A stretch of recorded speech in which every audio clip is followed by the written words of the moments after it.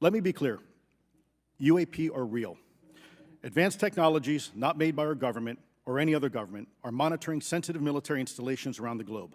Furthermore, the U.S. is in possession of UAP technologies, as are some of our adversaries.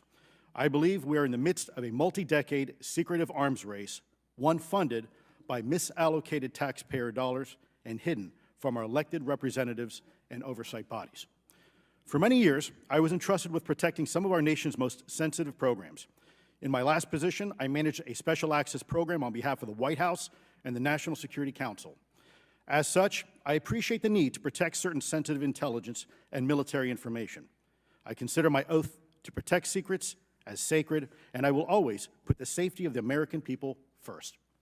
With that said, I also understand the consequences of excessive secrecy and stovepiping. Nowhere was this more apparent than in the aftermath of 9/11, which many of us remember all too well.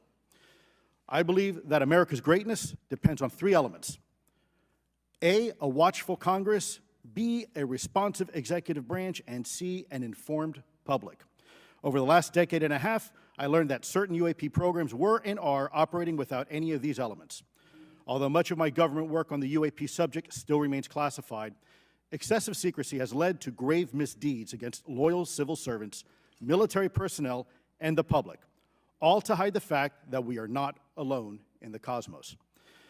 A small cadre within our own government involved in the UAP topic has created a culture of suppression and intimidation that I've personally been victim to, along with many of my former colleagues. This includes unwarranted criminal investigations, harassment, and efforts to destroy one's credibility. Most Americans would be shocked to learn that the Pentagon's very own Public Affairs Office openly employs a professional psychological operations officer as the singular point of contact for any UAP-related inquiries from citizens and the media. This is unacceptable. Many of my former colleagues and I have provided classified testimony to both the Department of Defense and the Intelligence Community Inspector General, and many of us have subsequently been targeted by this cabal with threats to our careers, our security clearances, and even our lives. This is not hyperbole, but a genuine fact, and this is wrong. To fix these problems, I propose three principal actions. First, Congress and the President should create a single point of contact responsible for a whole-of-government approach to the UAP issue.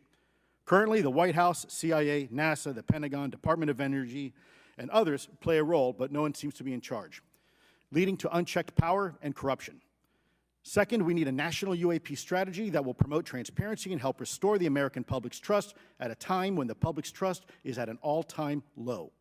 This strategy should include a whole-of-government approach, including the academic and scientific communities, the private sector, and our international partners and allies.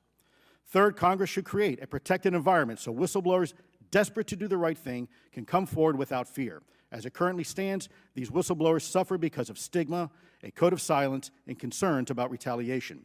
These whistleblowers should be encouraged to come forward in ways that protect them against any forms of retaliation. Policies and procedures should ensure that protection, and for those who refuse to cooperate, it is up to the members of this committee and the other lawmakers to wield their subpoena power against hostile witnesses and prevent additional government funding to those UAP efforts that remain hidden from congressional oversight. In closing, we as Americans have never been afraid of a challenge. In fact, we thrive on them, whether it's eradicating polio or going to the moon. We don't run from a challenge, we take it head on. To the incoming administration and Congress, I say to you, we need immediate public transparency, and this hearing is an important step on that journey. If we approach the UAP topic in the same way as we, as Americans, have met other challenges, we can restore our faith in our government institutions. Together, we can usher in a new era of accountable government and scientific discovery. I believe that we as Americans can handle the truth, and I also believe the world deserves the truth. Thank you, esteemed members of Congress, for your time today. It is profoundly appreciated by many.